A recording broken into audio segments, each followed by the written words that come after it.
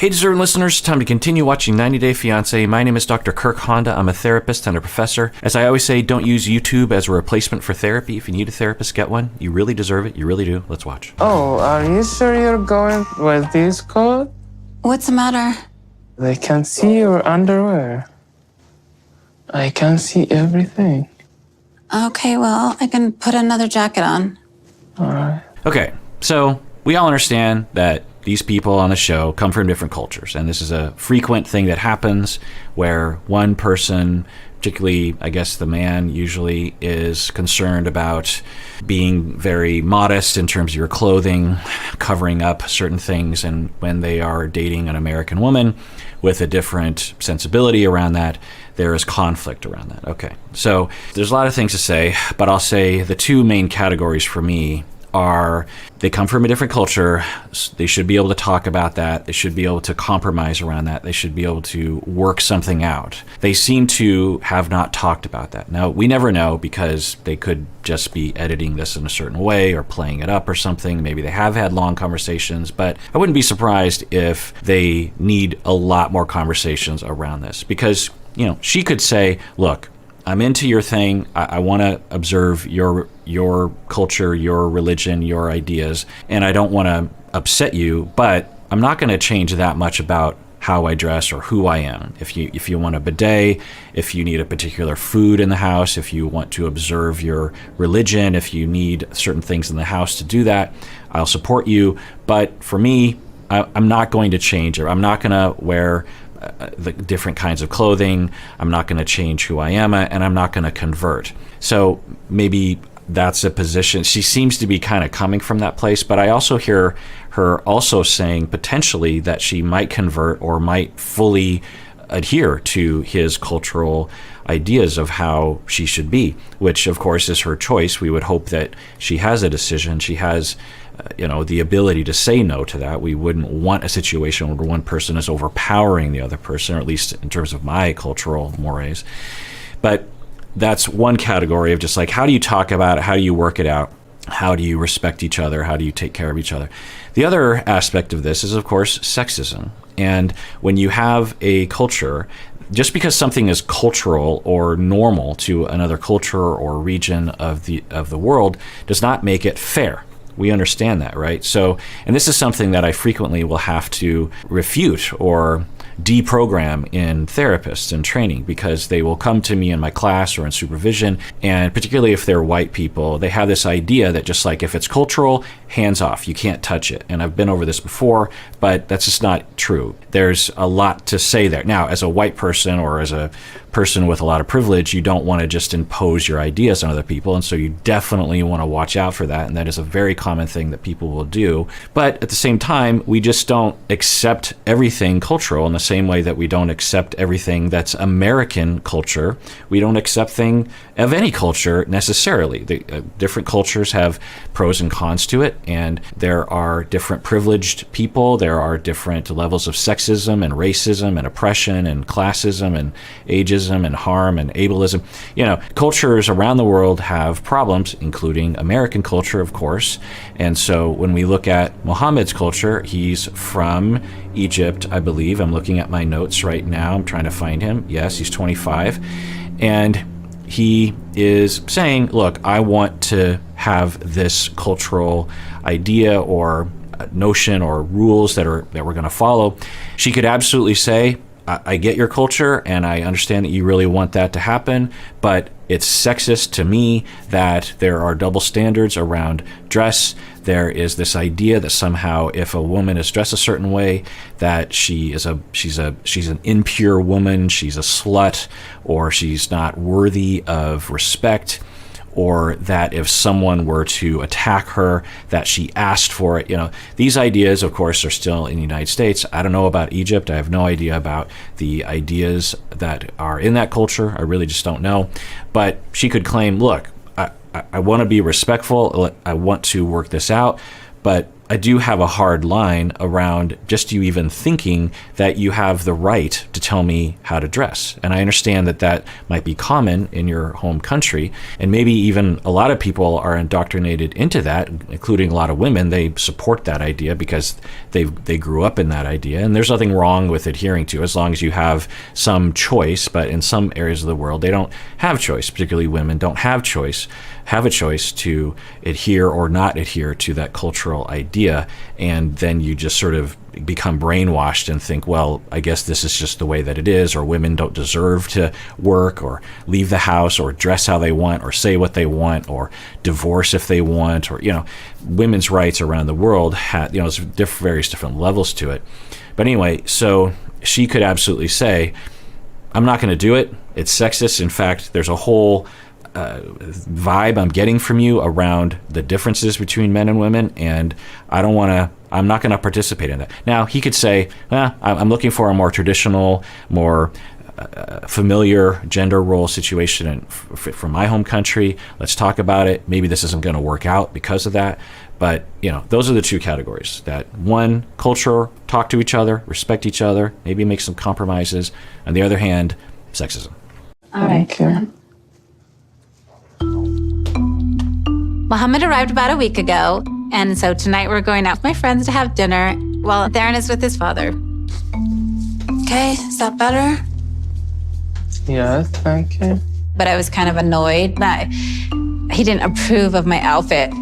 And I don't know if I reacted to this or posted it, but there was a scene in which she was trying to install the bidet. I think she couldn't. He tried to install the bidet. He couldn't. And then she hired someone to come to do it. And while he was out or something, and he came back home and saw that Yve was with this worker while, in the house, while the worker is working on the toilet and the bidet. And for Mohamed, this was a violation of, I don't know what, the idea that, what he said was that it's not okay for her to be alone in the house with a man. I don't know.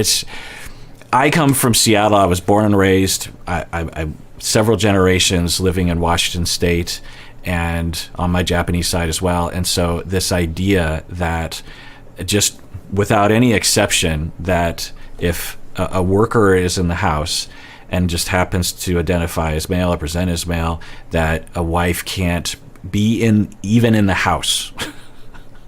You just have to think, like, what is this based on? Now, if it's some sort of passed down cultural idea, okay, fine. But when you just look at it, what's the worry? What's the concern? What's the paranoia? What's the fear? What's the problem? What do you think is going to happen? Do you think that just because they're in the house together that somehow something's going to happen? Now, of course, what a lot of people will say, well, it's because it looks bad. Well, it looks bad to people who don't understand how the world works. What do you think? Just because a man and a woman are in a house together that somehow like sex is going to happen automatically, or there's a high likelihood? I mean, do you have no trust in your spouse or human beings or something? It's really an odd point of view. But I have to concede that I do not come from a culture that has that idea, and so I'm open to being convinced otherwise. I remember when we were going over Jenny and Summit, there were times when I was just like, what is going on with this family? And then Indian people would actually reach out, comment, or email or something, and I was like, oh, okay, I can kind of see it. Now, to be fair, a lot of the Indian people were saying things like, look, this is the culture, but I hate it, and there's a lot of young people who hate this culture of arranging marriages or being extremely against divorces. But anyway, so it's a conversation, and I always have to wonder if there's a logical explanation or something I could get behind. And of course, for her, if she wants to go along with that, that's her choice. But it doesn't look like she does. So hopefully they can talk about that and work it out. And I imagine that for Mohamed, he'll adjust. He doesn't seem to be that controlling. I think they just need to have a conversation. My first impression about Yve's friends, that they are weird. I felt that they are trying to see how I will react because I'm Muslim. So they, in purpose, to show more of their boobs and I don't need to see that. Okay. So it's the first time he's meeting them, and his conclusion is that they're weird and that they are purposely trying to challenge his religion or culture or both by showing their boobs. That's what he's saying. All right, let's see how this goes. I was serious, and I talked to her parents to engagement with her. And what happened? She broke up with me because I don't have money. But you were so young, though, too. Yes. But like, speaking of age, like, what did you think when you found out Yve's like? All right, it's interesting. I always wonder about that because it does provide context. I think that one way to look at dating and the feelings of compatibility that people will have in the beginning of a relationship, and thus the feelings of love that will follow sometimes, is based on the last relationship you were in. And I think there's some sort of cultural proverb around this, that we are attracted to the things that we didn't get in our last relationship, or we're running away from the things that we didn't like about the last relationship. And so the next person we, start to pursue is a reflection of what we didn't like and did like about the previous person. And for some reason, some people will say things that they'll say, well, I know you're not supposed to compare. I was recently on a podcast, and the woman said this. She's like, well, I know I'm not supposed to compare, because she's in a new relationship, or relatively new. And she says, I'm not supposed to compare to previous relationships. And I said, like, why not compare? That's why you date. I don't understand this cultural notion of like, you're not supposed to compare. I think where it comes from is that people will attack your current partner. You'd be like, well, my last boyfriend was like this. Yeah, well, it's hurtful to say that. Now, if you said something like, I've never been with someone like you before, you're the best in all these different ways, my previous partners had this problem, this problem, this problem, you don't have any of those things, and that's why I love you. That's comparing, right? Is that not okay? Would you not want to hear that from your partner? Wouldn't you want them to, in their minds, have some sort of ranking, and hopefully you're the one for them? You're the best one that they've ever been with? So I don't understand this cultural notion like you're never supposed to compare. The analogy I gave on the podcast was, how are you supposed to know what you want? Like, if you're shopping for jeans and you compare 5 different jeans, are you not supposed to compare the 5? You're supposed to just pick one without remembering what the other jeans felt like and looked like on you. Like, compare. You should compare. Anyway, so I wonder if for Mohamed, his past relationship has anything to do with what's happening here. Who knows? Let's speculate. He's saying that there was a marriage arrangement, an engagement. Maybe there was some sort of arrangement, families knowing each other or something. I don't know. And he says that she called off the engagement because he didn't have money. I wonder if that was the family calling it off. I wonder if he and this other person fell in love, and then when the families got involved, her family was like, no, he's not good enough for you, and then she was forced to call it off. I don't know. It's just completely speculative, of course. But either way, his narrative is that he didn't make enough money. And I just wonder if somehow that led him down a road of, well, I'm never going to make enough money given what I think is going to happen to me. So if I want to have a happy life, I'm going to have to start looking for alternative ways of finding a partner, maybe even dating someone from the United States, blah, blah, blah. I don't know. We'll keep an eye on that. And the idea is that maybe the decision was reactionary instead of really what he needs, right? Because I'm always wondering why people just don't date people, at least within driving distance, a couple hours of where they live. Because there's probably a pool of people that are large enough that there's someone in that pool that will be compatible, if not the one for you, if you will. And because the amount of trouble that people have because of these cross-cultural issues, because of the issue of having to travel and visas, and the fact that one of the two are never going to be able to see their family, And if they have kids, their parents aren't going to be able to see, their aunts, aunt, uncle, all their extended family is never going to be able to experience this child. And essentially you're just like completely giving up your entire life, your community, your language, your culture, everything to be with someone else, which of course people will do. There's nothing wrong with that. But it's a hardship, right? Whereas, me and my wife, we grew up in the same town, essentially.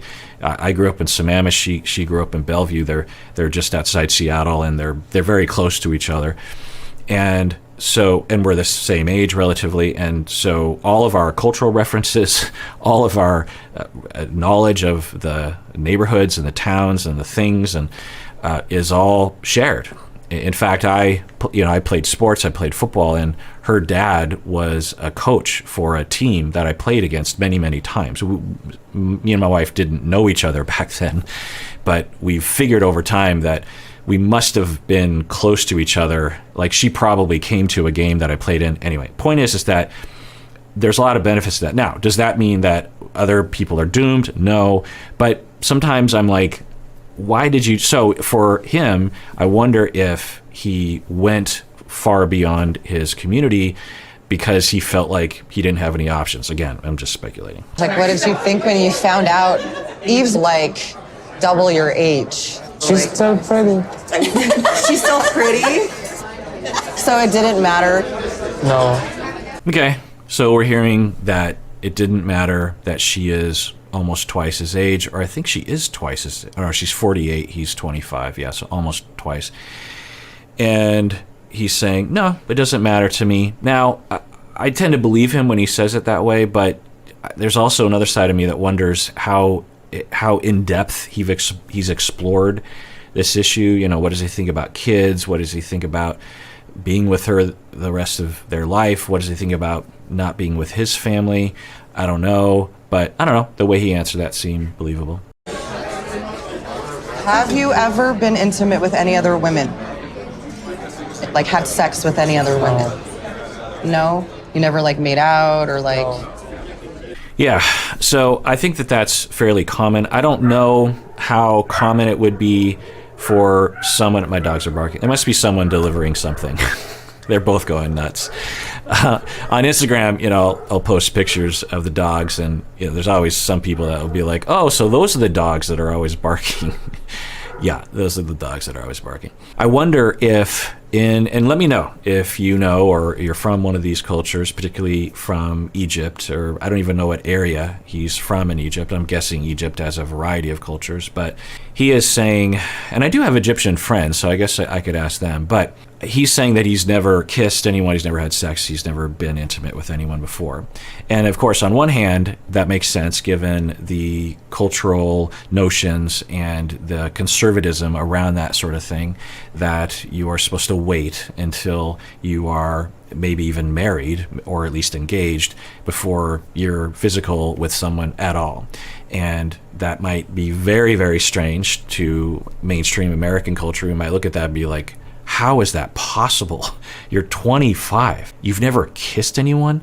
That, typically, I don't know the average age, but first kiss or make out is in high school sometime, right? Maybe even as early as middle school, 13, 12 years old, something like that. So the fact that he's never done that before, at least from my perspective, a lot of mainstream American people would look at him and say that, well, he's basically a child. He hasn't experienced those things. He doesn't know what he wants. He doesn't know who he is yet.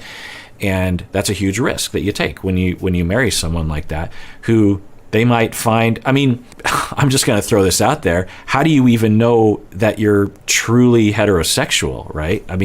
For a lot of people, they learn who they are, or asexual, for example, or poly. Anyway, point is that there's a lot of, at least in mainstream American culture, value that we will place on those experiences that you have prior to deciding to get married, because then you know what you want, you know who you are, you have a greater idea of what your needs are, this kind of thing. And now, can people make it work in the style that Mohamed is doing? Absolutely. There's nothing pathological about it. We often will pathologize it, particularly for men. They will say, like, you're still a virgin at 25? Like, there's something weird about that. It's creepy. It's gross. It's disgusting. And it's like, no, there's nothing wrong. In fact, sometimes I'll see on Reddit, someone will post, they'll be like 27 and it's like, I'm still a virgin. Is there something wrong with me? Because we pathologize it. We literally do that in our culture. And no, there's nothing wrong with it. It's fine. Now, if someone has barriers to dating or barriers to communicating or barriers to sex or barriers to something, then, let's explore that. Let's try to remove that for people. But just to say, like, inherently, if you have never had sex or never kissed anyone by the age of 25, there's something deeply wrong with you. No, absolutely not. On the other hand, I wonder if a lot of people in Egypt who claim that they've never been with someone actually has been with someone, but they cannot admit it because there are dire consequences to admitting that.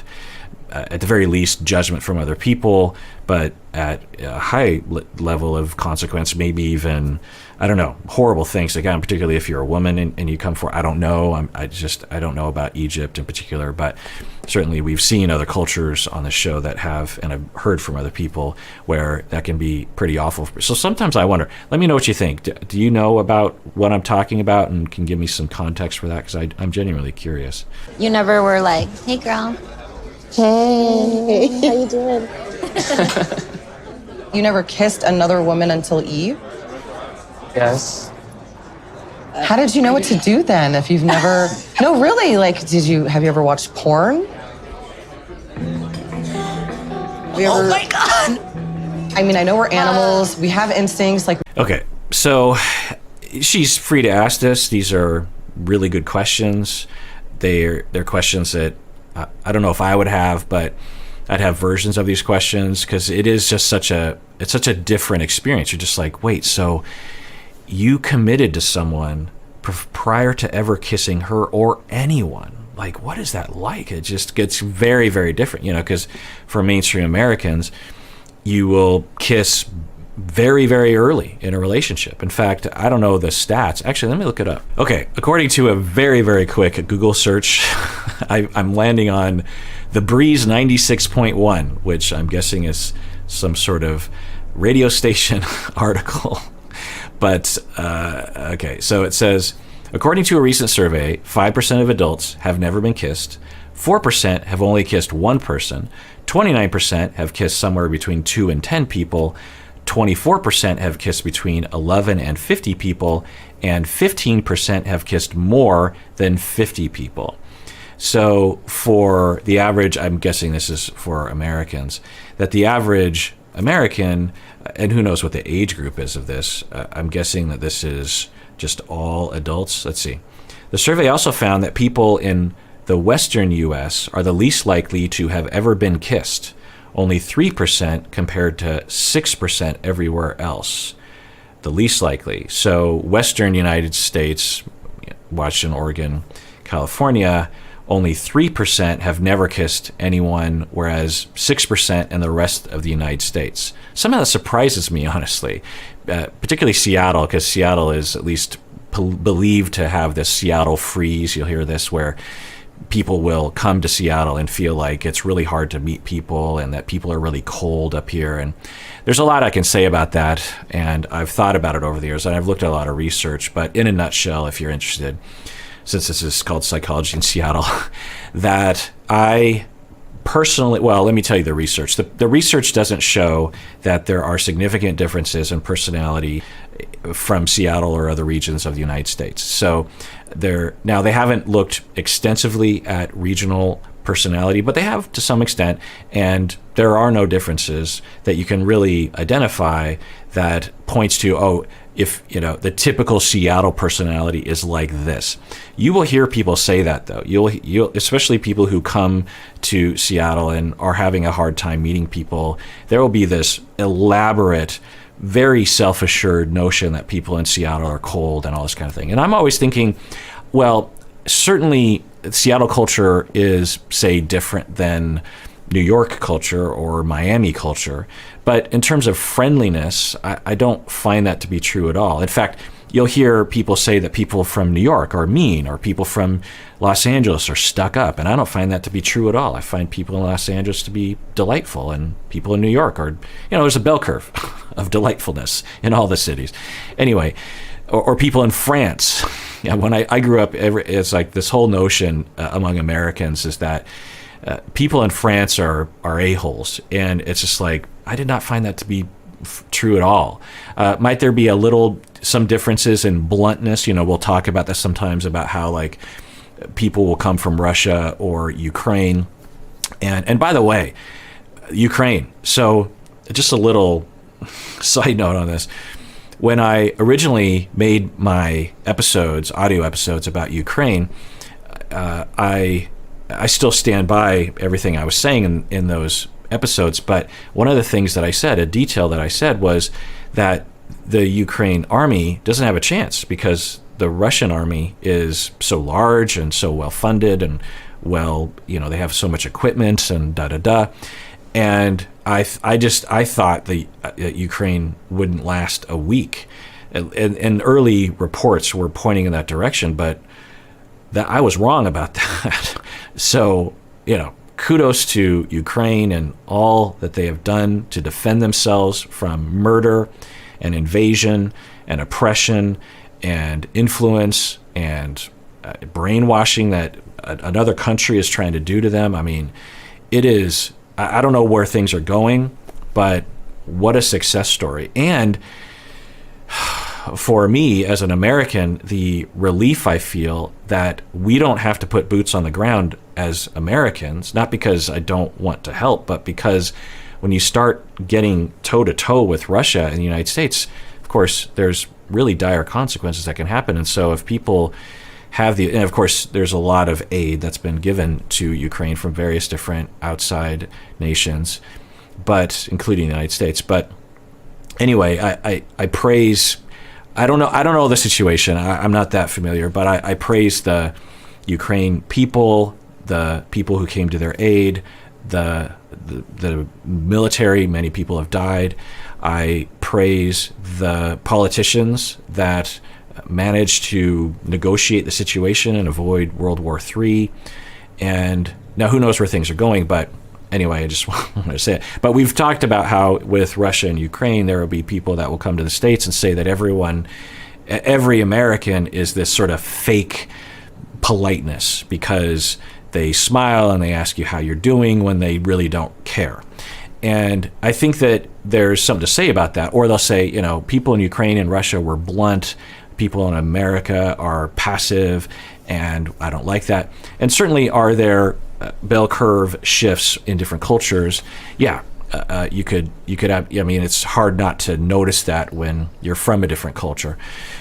Like in Japan, for example, one of the things that I noticed when I was there was that macho men that are considered to be very macho, and they're trying to exude machismo, are very slight in their body. And they, because in America, if you're trying to be macho, you've got a muscle shirt on and you work out all the time, and you've got, all the different things that are just sort of classic masculinity in America. And in Japan, it's a very different idea of masculinity. So, of course, there are ideas and cultural notions and stuff. But anyway, so Seattle, we do come from a history of Scandinavian culture. And Scandinavian culture, at least the Scandinavian individuals that emigrated during the 1800s to the Seattle Pacific Northwest area, had a more reserved culture. And everyone that came, and of course now in Seattle, in the Seattle area, Scandinavians make up a very small percentage. I'm a little bit Scandinavian, a little bit Swedish myself, but regardless of where people were coming from, they had to adapt to the dominant culture in Seattle. And so if you were Italian of descent, or you're from New York or Canadian or Japanese or whatever, you had to assimilate to the culture of the area. And so since it was established a more reserved culture in the Pacific Northwest, then everyone had to adjust to that. And then that's sort of the idea. Also, it's often raining or cloudy or not nice outside, and so there's this tendency to to stay inside and not really socialize very much, not really get to know your neighbors. Whereas if you live in Miami or Los Angeles, where it's warmer, the windows are open, you're on your porch, you see your neighbors, you see people walking. There's just more mixing of people and noticing other people. So can there be differences? Absolutely. But I often find that when people are claiming that there's this Seattle freeze, that they are just having a hard time meeting someone, or they don't know how to meet people in sort of the Seattle way or something. Because for me, having been born and raised in the Seattle area, I find everyone to be perfectly fine and nice and warm and open and friendly and willing to go to things if you invite them, So anyway, and then I'll hear from other people that will say, oh my God, Seattle people are so nice. They're so friendly. It's so easy to meet them. I think it's just individual experience. It just kind of depends on circumstance or your personality, how they mesh with other people, or if you have a job where you actually can meet other people. Anyway, that's a long tangent. I mean, part of this, I'll just level with you, is that I'm working really hard to create content regarding the trial. And although the trial is already over, I'm still making content for it. And with those videos, I feel like I have to be really buttoned up. And with these 90 Day Fiancé reaction videos, I feel like it's probably the core fan group of this channel. And so I feel like I have more leeway. Sometimes I just want to be a little bit more loose and relaxed, and so y'all are suffering because of that desire for me. But anyway, so this whole thing was pointing to that on the West Coast, and of course the West Coast isn't just Seattle, there's a lot of other towns, but that we have half the rate of people who have never been kissed. Okay, who knows what that means. But it says also they're also more likely to have kissed over 50 people. So people on the West Coast are also more likely to kiss more than 50. 20% of people on the West Coast have kissed more than 50 people, compared to 16% in the Northeast, 13% in the South, and 12% in the Midwest. And again, that's surprising to me. If I would have thought about the most kissy of the regions of the United States, I definitely would have thought the Southeast and the Northeast. But apparently, West Coast, lots of kissing happening over here. Okay, so he's saying that he's never kissed anyone, and in the United States, that happens, but it's in the area around 5% or something, even in the United States. So there's nothing wrong with that. But anyway, I think my original point was, because I'm so far from that, is that it's common by the time you get married. And I don't know what this means exactly, but, because you obviously could kiss 3 people, get married, not cheat on them, get divorced, kiss 10 people. There's different. It's not like all these people are kissing people prior to the current relationship. Well, anyway, point is that it's common for Americans to have kissed, so the average, I don't know, or the median probably is somewhere like 25, it looks like to me, or 20-ish. So the median, meaning that you have some people that they've kissed 500 people or something, so you don't want to do an average. So median, it looks around 20 people, and that sounds about right. And there's a lot that we can learn from that, like I said, and a lot that you can actually enjoy yourself. Kissing is nice. Again, not everyone has to do that, but another benefit to just kissing while you're not sure about wanting to be with someone is that you might not be ready to get married or ever want to get married, but you still want to kiss people. Anyway, let's watch the show. Have you ever watched porn? Oh, the other thing I wanted to say, I'll just say it briefly, is that for her to ask these questions, I think, is normal, but at the same time, you don't want to be disrespectful to him. He comes from a completely different culture, completely different idea about how you're supposed to talk about this sort of thing, and it could be very insulting to him. I mean, it could be insulting to an American to ask them this question, let alone someone from Egypt. I don't know. But I would, if I were her friend, I'd be like, yeah, let's take it slow. It's like, is there a reason why you need to know the answer to that question? Are you just curious? What's the purpose here? All right. Well, I want to ask a favor of y'all. If you ever see a 1-minute clip in one of my videos that you think would be good for TikTok or YouTube Shorts or Instagram Reels, 1-minute clips from my videos, please email me about it. Go to the website, or I don't know, figure out a way to contact. The best way is if you email me.